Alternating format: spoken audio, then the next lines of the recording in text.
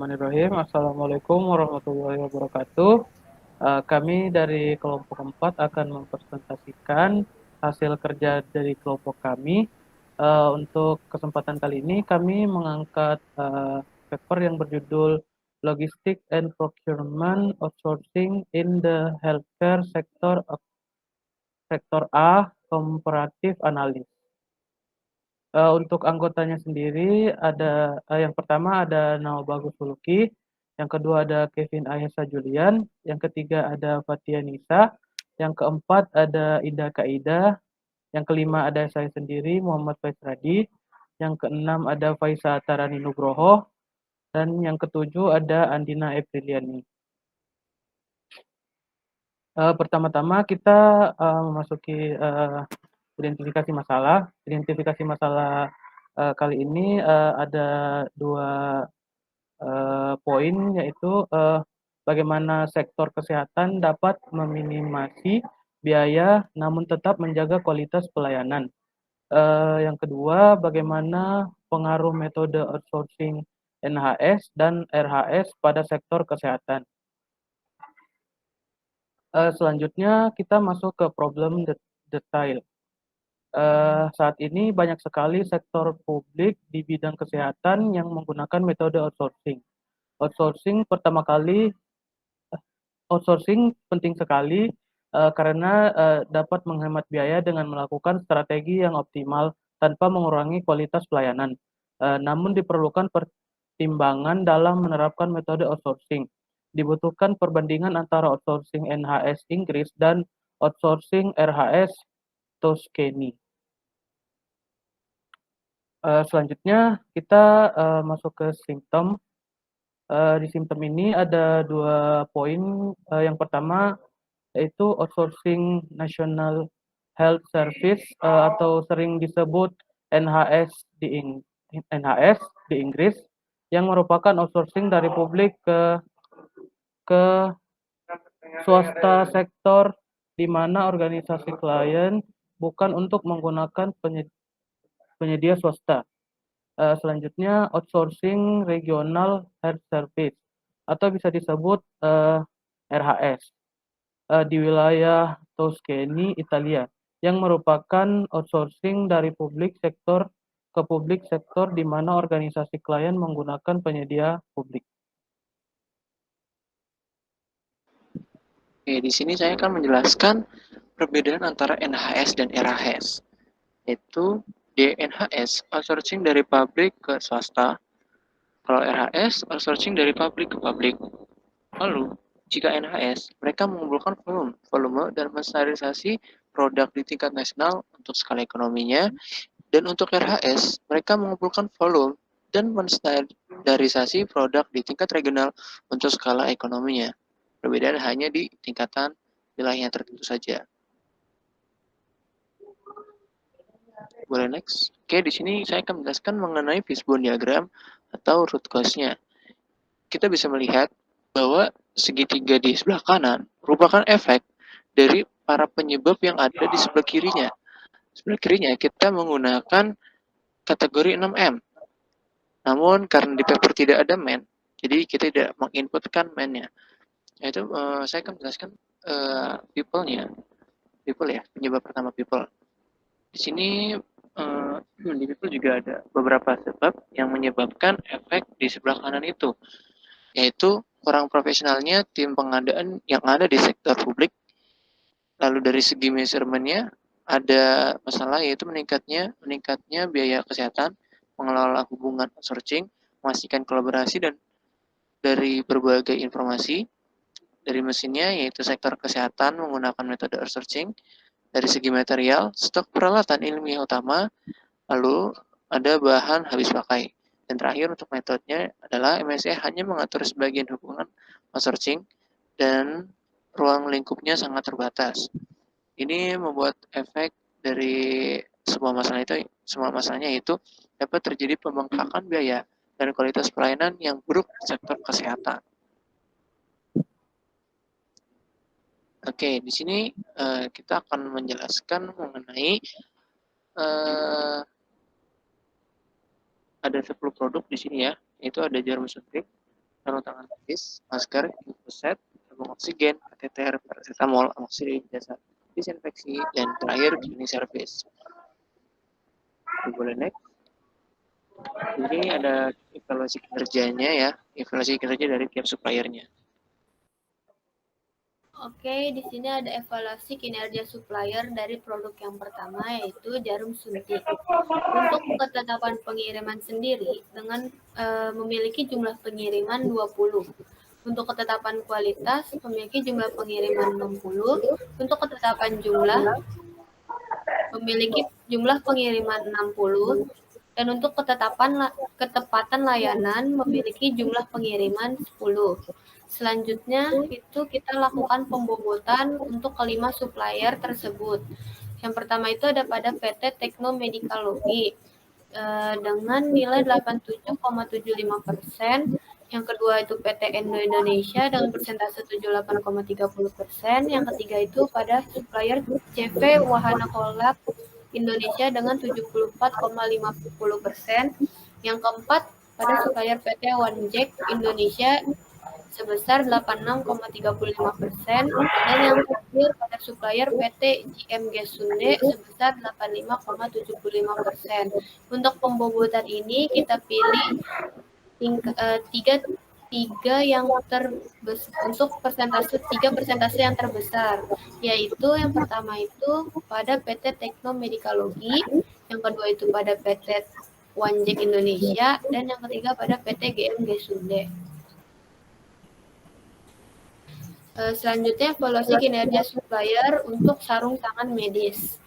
Ketetapan pengirimannya itu dengan jumlah pengiriman 15, ketepatan kualitas dengan jumlah pengiriman 50, ketepatan jumlah dengan jumlah pengiriman sebanyak 50, ketepatan layanan dengan jumlah pengiriman sebanyak 8. Selanjutnya dilakukan pembobotan untuk kelima supplier tersebut.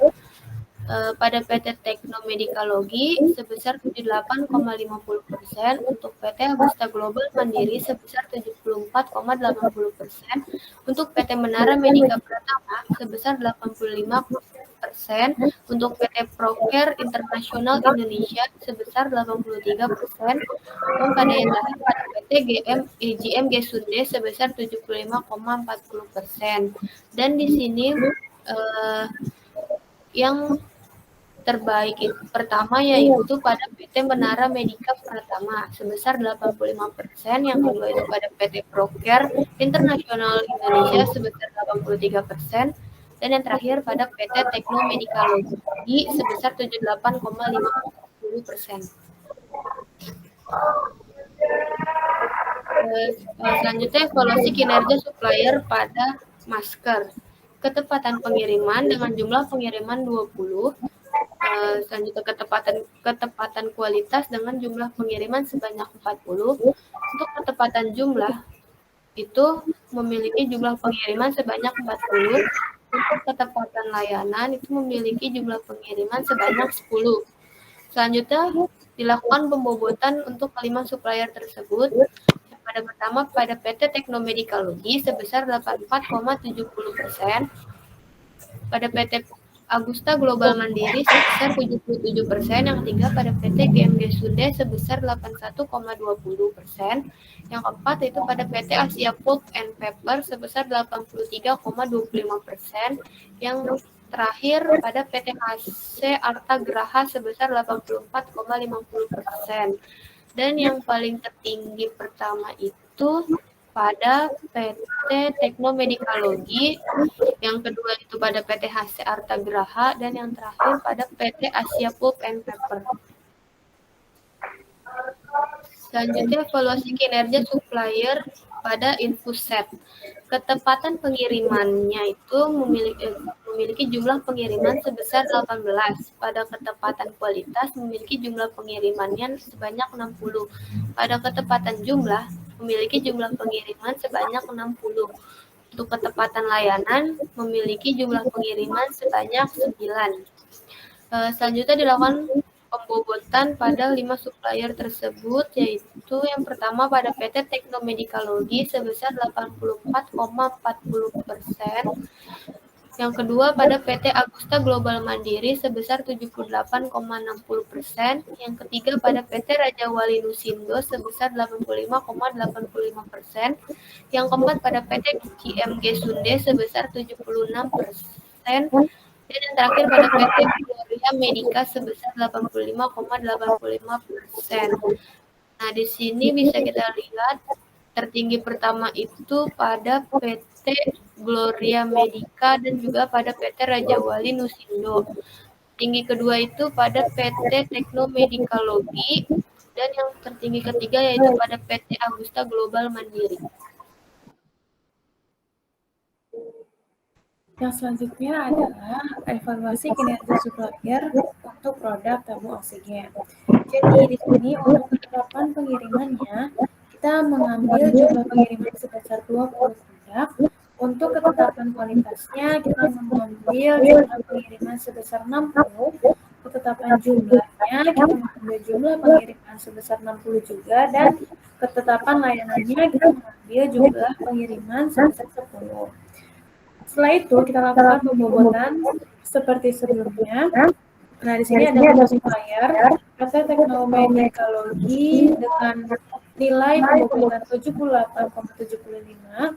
Kemudian ada CV Malsen Indonesia dengan nilai pembobotan 94,35. Yang ketiga ada PT Nissan Indonesia dengan nilai pembobotan sebesar 86,75. Yang keempat ada PT Faksa Asa Energi dengan nilai pembobotan 87,80. Dan yang terakhir ada PT GMG Sunde dengan nilai pembobotan 77,85.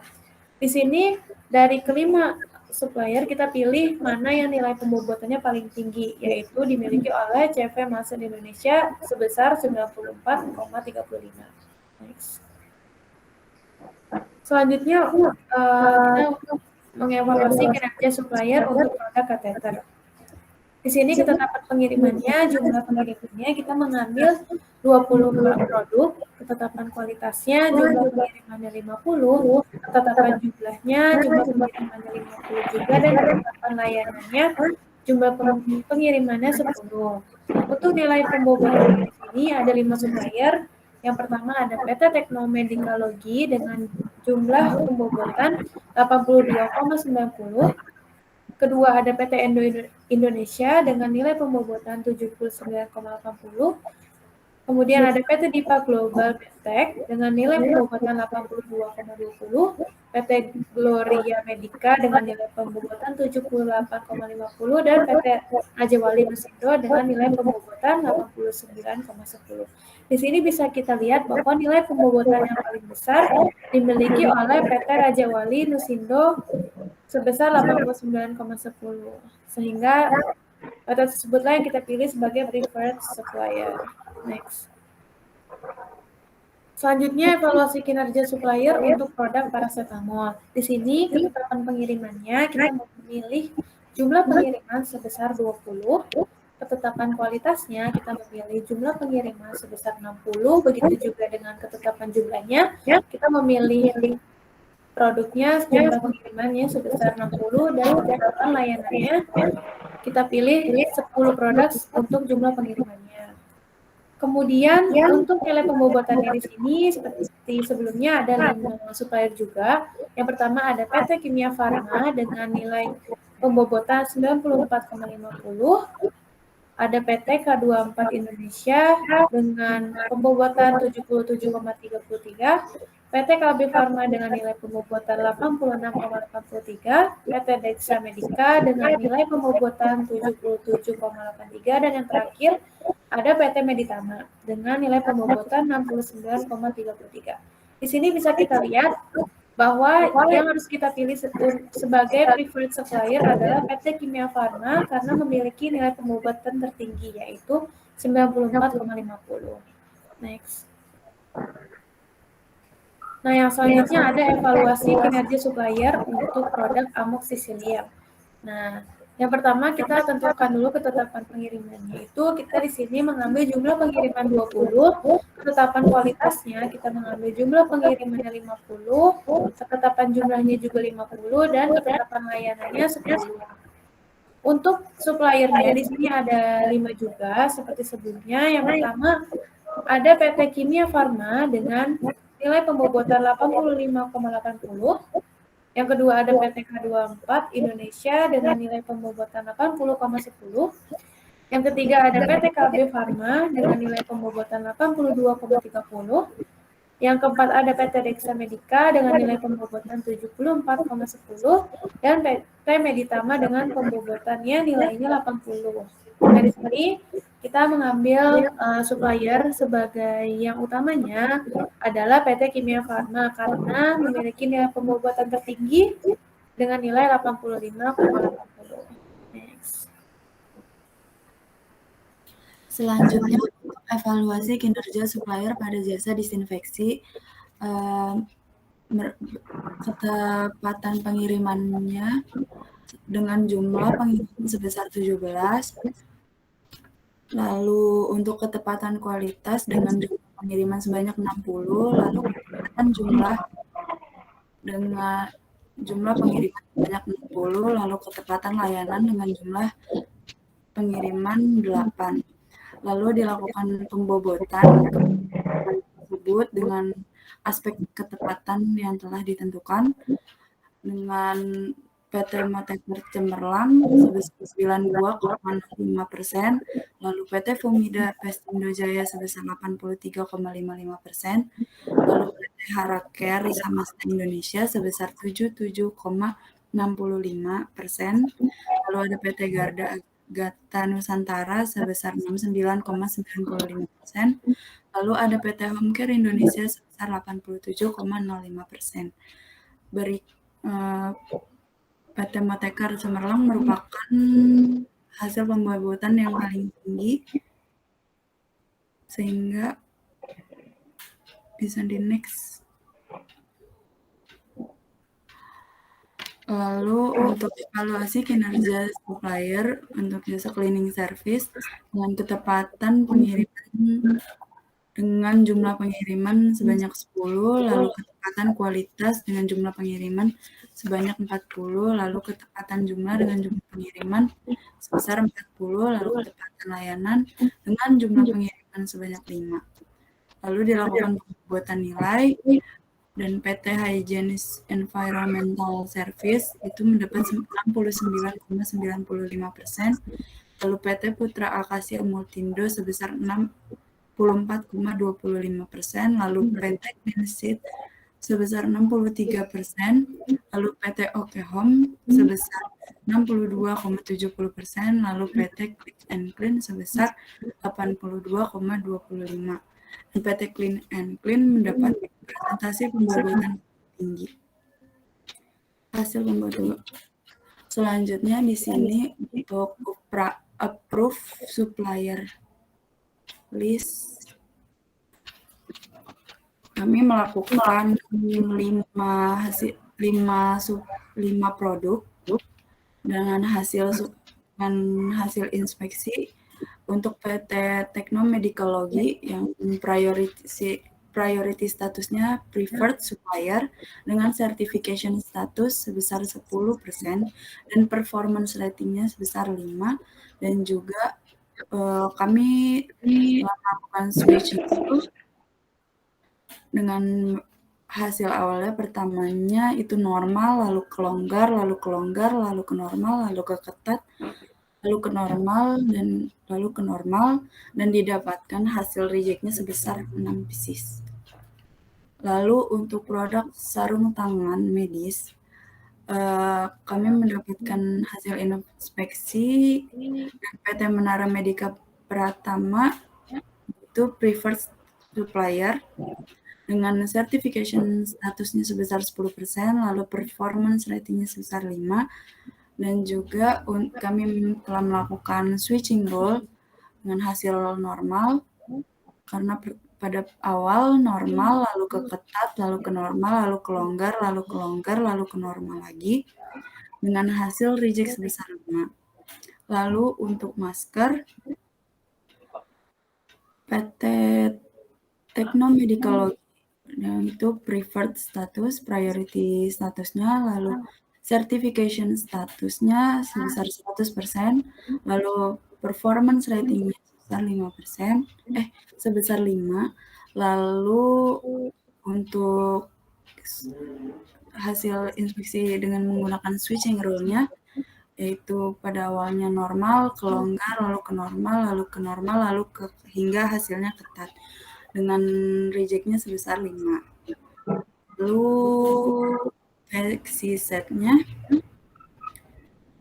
terdapat PT Gloria Medica dengan priority statusnya preferred supplier dengan certification statusnya itu 1% dan performance rating sebesar 5, dan juga untuk hasil switching rule-nya itu longgar dengan hasil reject-nya 3.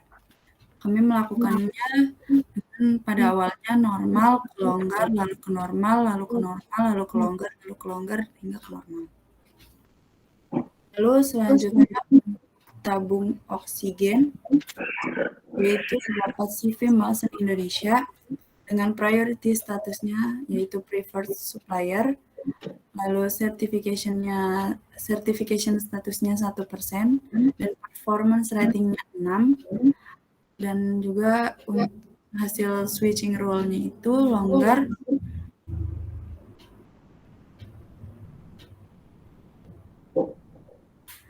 dengan pada awalnya normal, lalu ke longgar, lalu ke normal, lalu ke longgar, lalu ke normal, lalu ke longgar, hingga ke longgar lagi, dan mendapatkan hasil reject-nya 2.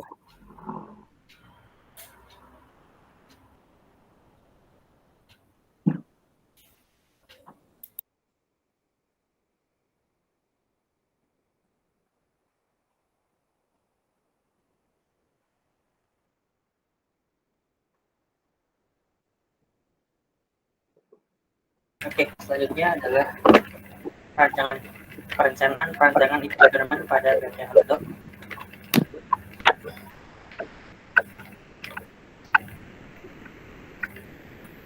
Jadi Procurement ada proses pengadaan barang maupun jasa pelaksanaannya dilakukan secara elektronik yang berbasis web atau dengan memanfaatkan fasilitas teknologi dan nanti yang mengikuti pelelangan umum atau kualifikasi.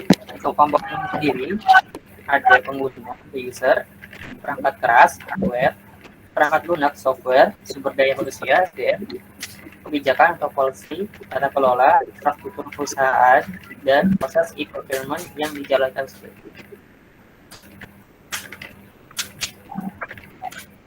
Selanjutnya saya akan jelaskan flow chart-nya ya untuk proses pengadaan di produk. Oke, diawali dengan supplier membuat akun, lalu supplier isi formulir.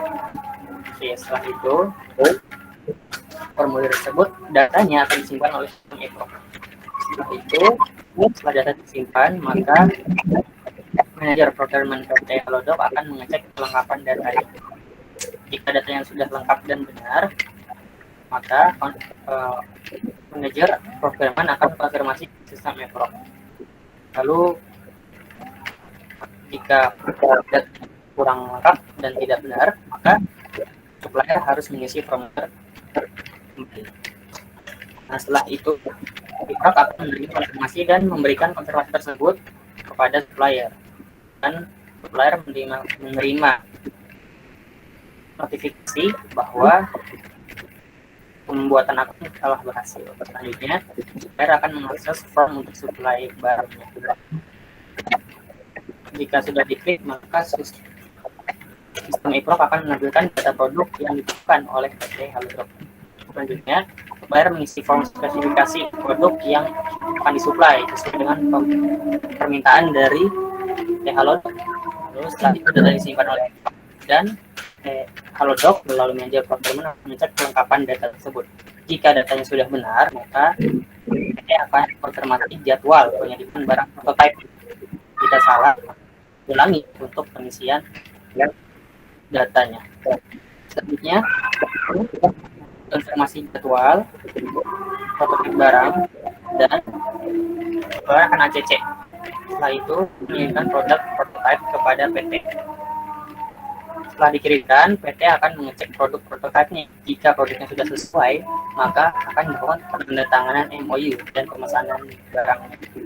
Jika tidak, akan dikirim ulang oleh supplier. Lalu MOU tersebut akan diupload dan IPROC akan menyimpan dan mengirimkan MOU tersebut pada supplier. Lalu supplier menandatangani MOU dan diupload kembali di IPROC, disimpan kembali. Setelah itu PT akan melakukan pembayaran sampai payment yang ada pada IPROC. Setelah itu IPROC akan update dan menunjukkan perubahan serta mengirimkan notifikasi sukses pembayarannya kepada supplier melalui IPROC. Artinya supplier akan menyiapkan produk pesanannya yang sesuai dan mengirimkan produk itu sesuai dengan jadwal yang diminta oleh PT. Lalu PT akan menerima pesanan dan proses e-procurement telah selesai.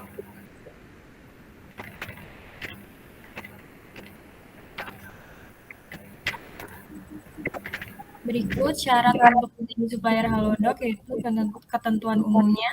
Rekanan wajib memenuhi persyaratan yang tertera dalam ketentuan serta kebijakan lain yang ditetapkan oleh PT Halodoc sebagai pengelola halodoc.com. Transaksi melalui sistem online procurement hanya boleh atau diikuti oleh rekanan yang sudah terdaftar dan teraktivasi untuk mengikuti transaksi secara elektronik. Persyaratan keanggotaan e-procurement Halodoc yaitu rekanan harus berbentuk badan usaha atau perseorangan dan dianggap mampu melakukan perbuatan hukum. Untuk mendapatkan akun dalam sistem online procurement, calon rekanan terlebih dahulu harus melakukan registrasi online dengan data yang benar dan akurat. Calon rekanan dapat melakukan registrasi melalui sistem online procurement apabila telah menerima konfirmasi aktivasi keanggotaannya dari sistem online procurement. Rekanan setuju bahwa transaksi melalui sistem online tidak boleh menyalahi peraturan perundangan maupun etika bisnis yang berlaku di Indonesia. Rekanan tunduk pada semua peraturan yang berlaku di Indonesia yang berhubungan dengan, tetapi tidak terbatas pada penggunaan jaringan yang terhubung pada jasa dan transmisi data teknis, baik di wilayah Indonesia maupun keluar daerah dari wilayah Indonesia, melalui sistem online procurement yang sesuai Undang-Undang Republik Indonesia Nomor 11 Tahun 2008 tentang Informasi dan Transaksi Elektronik, Undang-Undang ITE. Syarat untuk menjadi supplier Halodoc yaitu tanggung jawab penyedia barang dan jasa. Rekanan bertanggung jawab atas penjagaan kerahasiaan password dan bertanggung jawab atas transaksi dan kegiatan lain yang menggunakan akun miliknya. Rekanan setuju untuk segera memberitahukan kepada PT Halodoc sebagai pengelola situs apabila mengetahui penyalahgunaan akun miliknya oleh pihak lain yang tidak berhak atau jika ada gangguan keamanan atas akun miliknya. Berikut tampilan kebutuhan barang, yaitu persyaratannya ada nama produk, bahan, dimensi produk, berat produk, jumlah yang dibutuhkan, periode open pengadaan, kemudian nama perusahaan supplier. Berikut presentasi dari kami. Mohon maaf. Assalamualaikum warahmatullahi wabarakatuh.